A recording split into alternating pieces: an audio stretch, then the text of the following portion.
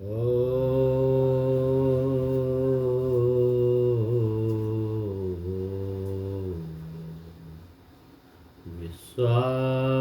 देव सवितर्दुरितानि परासुव यद्भद्रं तन्नयासुव।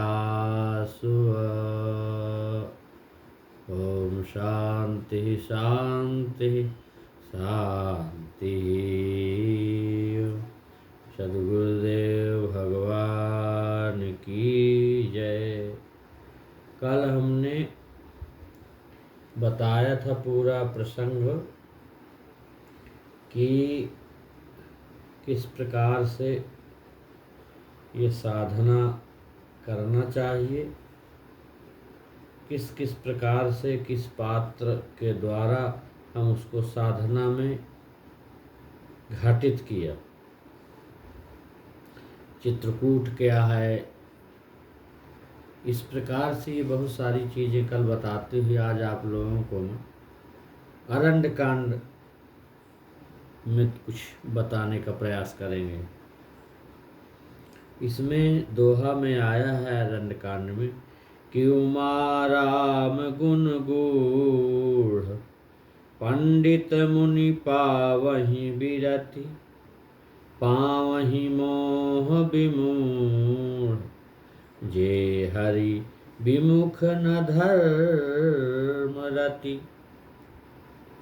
शंकर जी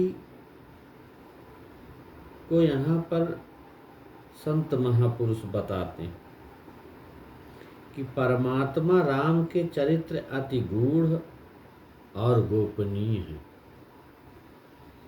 ईश्वर में प्रेम रखने वाले पंडित और सर्वस्व का जो त्याग करके भजन में लगने वाले मुनि तो वैराग्य को प्राप्त होते, और जो भगवान से विमुख और धर्म में आस्था न रखने वाले हैं वह मोह जो समस्त विकारों का राजा है और जिससे समस्त विकार उत्पन्न होते हैं उसे ही प्राप्त होते हैं।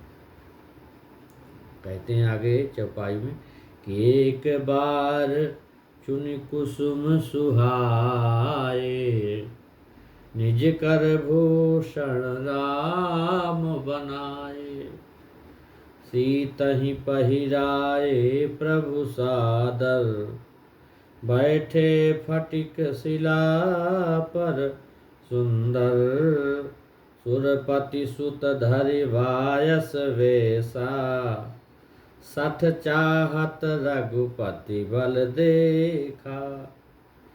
स्फटिक शिला क्या है? ये साधक का शुद्ध निर्मल चित्त है। स्फटिक शिला है यही साधक का शुद्ध निर्मल चित्त, वही स्फटिक शिला है। उस पर बैठे हैं, साधक शक्ति को देख प्रसन्न होता है, उसकी सराहना करता है। शक्ति क्या है? सीता जी। तथा उसकी जांच व परख करता है, यही सीता जी का श्रृंगार करना है। इस प्रसन्नता के फल स्वरूप उसका विषयी मन और उसमें विषय की जानकारी क्या है? जयंत।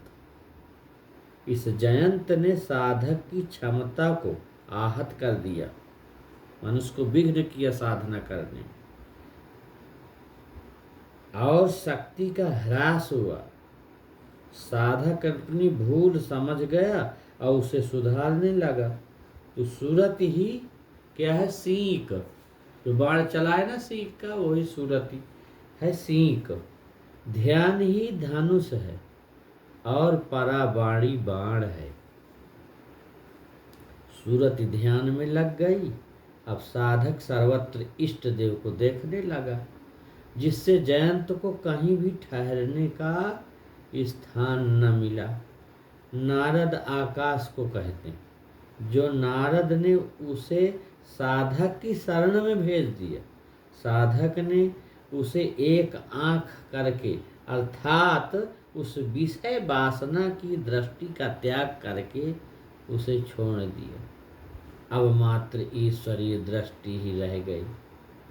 यह साधक की भूल का चित्रण है। ऐसी कोई भूल हो जाने पर साधक को चाहिए कि भगवान से प्रार्थना करे, भगवान से निवेदन करे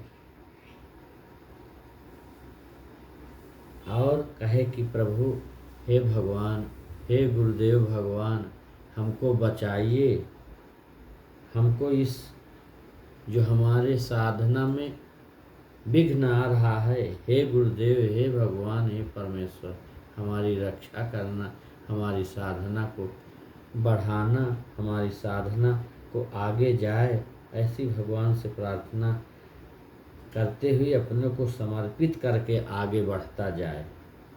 इसके बाद अत्रि के आश्रम अर्थात आ माने नहीं, त्रि माने तीनों गुणों से रहित, अनुसुईया अन, इसको बीच में संधि करो तो नहीं, असूया माया के परे हो गया।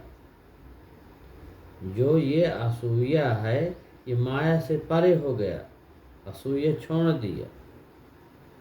दंड प्रणाम प्रार्थना का भाव ये सब एक दूसरे में ओतप्रोत हो गए।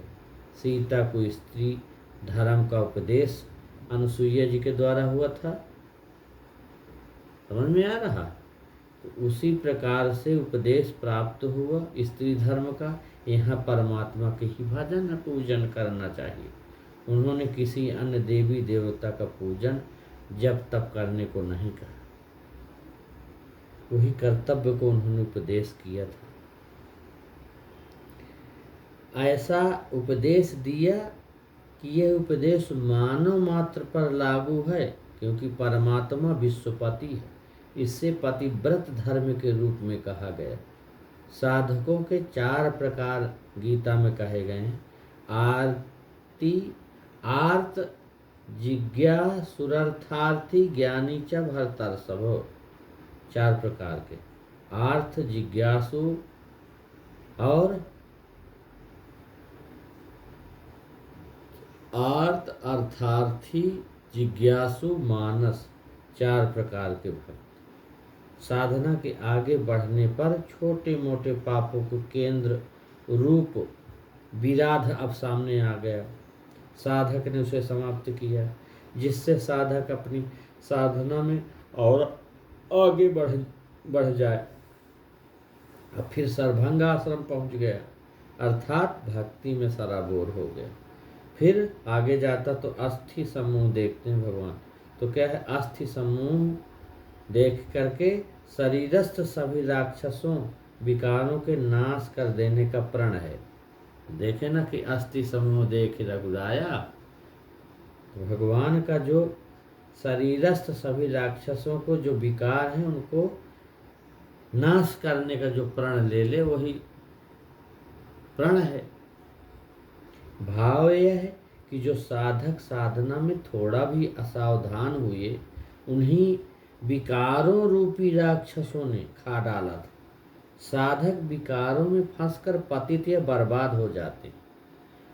साधक की सुतीक्षण जिसे भेंट हुई, अर्थात साधक में तीव्र वैराग्य आ गया, तीव्र वैराग्य हो गया। यह साधना की विशेष उत्कृष्ट अवस्था है। इस समय साधक पागल सा हो जाता है। भगवान का ही ध्यान, भजन, भगवान का बार बार चिंतन, भगवान के बारे में बार बार अंतर जगत में सोचना, नाम जप से, रूप से, लीला से, धाम से, ये सब साधनाओं के परिकर हैं। सदा भगवान के ध्यान भजन में मस्त रहना। किसी तरह के सामाजिक व शारीरिक व्यवहार कतई नहीं होते हैं।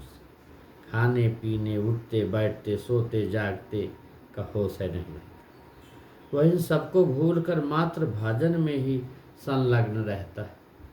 इसी को प्रेमा भक्ति कहा जाता है। अविरल माने लगातार तैल धारावत सदा रहने वाली भक्ति प्राप्त हो गई।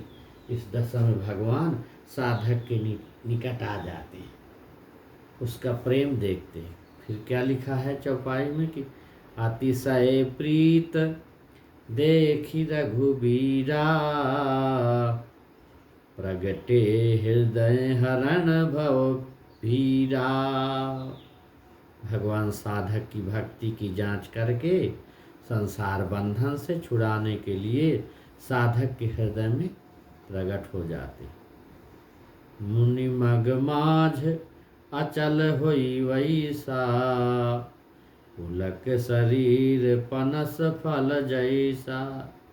यहाँ मग का अर्थ बाह्य रास्ते से नहीं, योगी का वास्तविक मार्ग इंगला दायां स्वर, गंगा पिंगला बायां स्वर, यमुना और दोनों की साम्य अवस्था सुषुम्ना सरस्वती है। साधक इन्हीं पर चलकर इस स्थिति को पाता है। साधक की साधना अचल स्थिर ठहर गई, अर्थात वह समाधिस्थ हो गया। शरीर के रोंगटे कटहल के फल के समान खड़े होने लगते।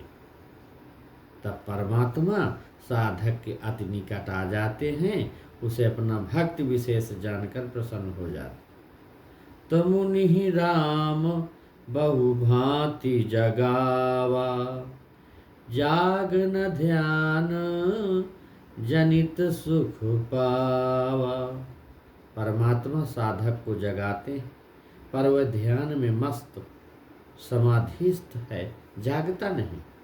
जब उसको अंदर का आनंद उमड़ने लगता है तो फिर उसको बाह्य विषय का आनंद फीका पड़ जाता है।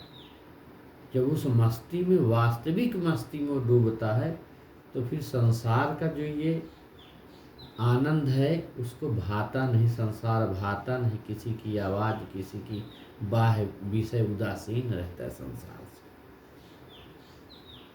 परमात्मा क्या करते हैं कि अब ये जाग नहीं रहा है, परमात्मा साधक को बार बार जगाते हैं, पर वो ध्यान में आनंद ले रहा, जागता नहीं। तो भूप रूप तब राम दुरावा, हृदय चतुर्भुज रूप दिखावा। सद्गुरु ही राजा होते, क्योंकि वे सबसे श्रेष्ठ धन, जिसमें सभी धन समा जाते हैं। परमात्मा है सद्गुरु रूपी राजा का ध्यान कर रहा था, जो भगवान का ही सगुण रूप था।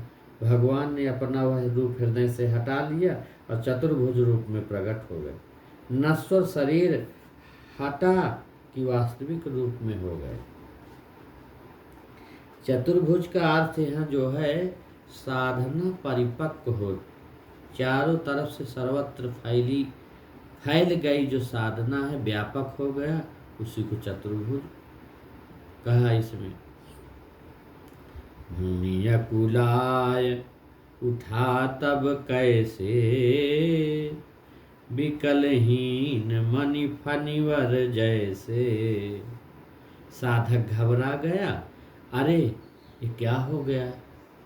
जो परमात्मा ने अंदर के रूप को खींच लिए तो थोड़ा पड़ाया, अरे क्या हो गया, मेरे साधना में कहाँ से विघ्न आ गया।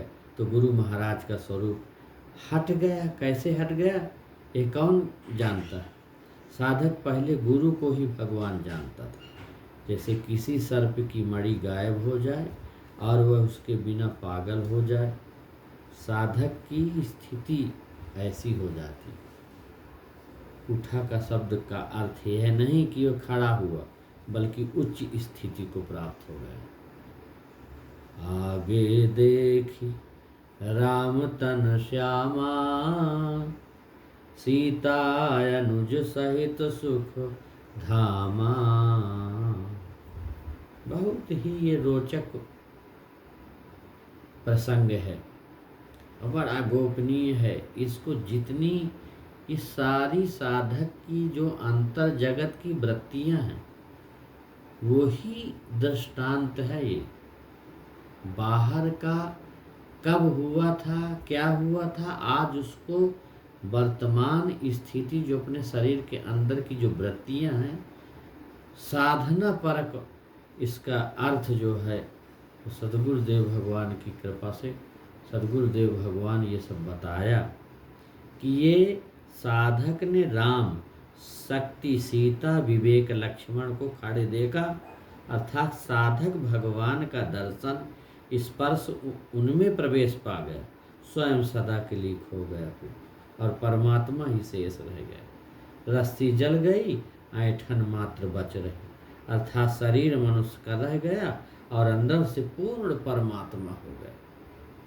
तो परे लकुट युव चर नहीं लागी, प्रेम मगन मुनिवर बड़ भागी, भुज विशाल गहिलिए उठाई, परम प्रीति राखे उरलाई। अर्थात साधक भगवान में और भगवान साधक में समाहित होकर एकाकार हो गए, द्वैत समाप्त हो गया, अकेला एक ब्रह्म ही बच रहा। सुतीक्षण जी का अगस्त्य जी से प्रश्न, मुनि श्रेष्ठ, ईश्वर या परमात्मा की प्राप्ति क्या कर्म आराधना से अथवा ज्ञान से अथवा दोनों से होती है? इस शंका का आप समाधान तो करें। ये बात कहते हैं। तो अगस्त्य जी ने कहा कि पुत्र, ईश्वर या परम पद की प्राप्ति में कर्म और ज्ञान दोनों की आवश्यकता है। कर्म का अर्थ आराधना है, आराधना किए बिना अंतःकरण शुद्ध नहीं हो सकता, और जब तक अंतःकरण शुद्ध न होगा ज्ञान ईश्वर की जानकारी प्राप्त नहीं होती।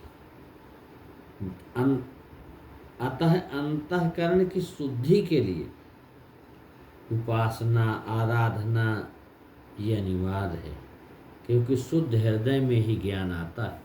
जब तक हृदय में विषय विकार मौजूद हैं तब तक ज्ञान या परमात्मा का दर्शन, उनका स्पर्श, उनमें प्रवेश पाना बिल्कुल असंभव है। चिन्ह मात्र का अर्थ सबसे बारीक अणुरूप होता है। ऐसा जो देव परमात्मा है, सर्वत्र समान रूप से विद्यमान है, इसी से जहाँ भी खोजते हैं मिलता है। जैसे हरि व्यापक सर्वत्र समाना, प्रेमित प्रगट हो ही मैं जाना। व्याप्त तो है किंतु सर्वत्र से पकड़ में नहीं आता। 84 लाख योनियों में मात्र मानव योनि ऐसी है जिसके हृदय में उसको प्राप्त करने के लिए यंत्र या उपकरण मन बुद्धि चित्त और अहंकार रूप में लगे हैं।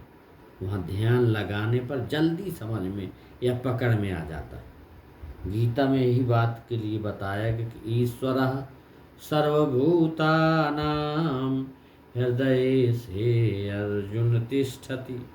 ये षड विकार, षड संपत्ति और षड ऐश्वर्य, जब कोई साधक श्री सद्गुरुदेव भगवान की शरण में जाकर उनके सानिध्य में रहकर सेवा और साधना आरंभ करता है, तो उस साधना प्रक्रिया द्वारा काम क्रोधादिक जो षड्विक जो साधक का जन्म जन्मांतरों से कष्ट देते चले आ रहे हैं, साधना के क्रमशः आगे बढ़ने पर धीरे धीरे षड संपत्ति में बदल जाते, जो आगे चलकर परमात्मा का दर्शन स्पर्श प्रवेश कराने वाले होते हैं। ये षड संपत्ति सम दम उपरत तितिक्षा श्रद्धा समाधान ये तमाम है ये ना, तो इनके द्वारा पूर्णत्व प्राप्त कर स्वयं भी सद्गुरु फिर वो महापुरुष बन जाता है। ऐसी स्थिति में ये षड संपत्ति बदलकर षडैश्वर्य हो जाते हैं और महापुरुषों द्वारा जन कल्याण फिर करते रहते हैं ये लोग। साधक के शरीर की स्थितियां हैं।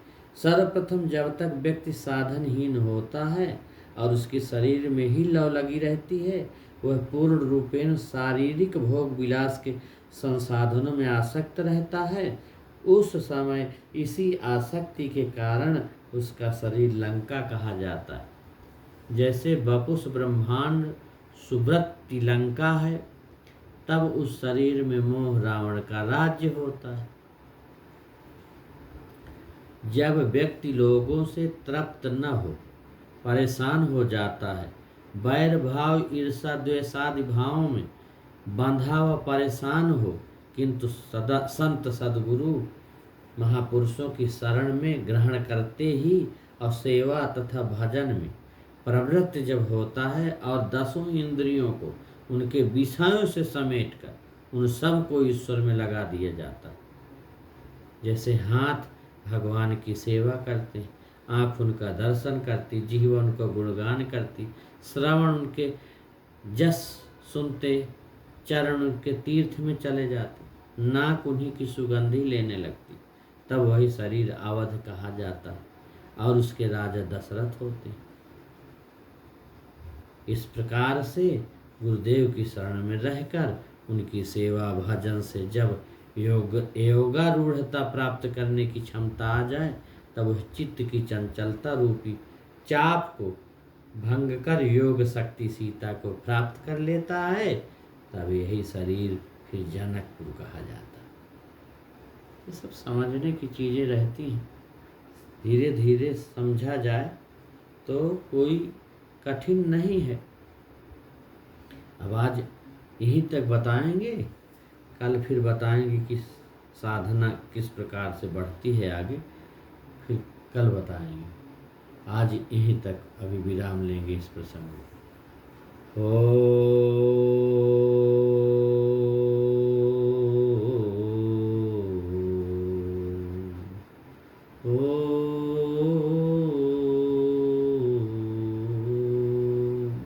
शांति शांति शांति।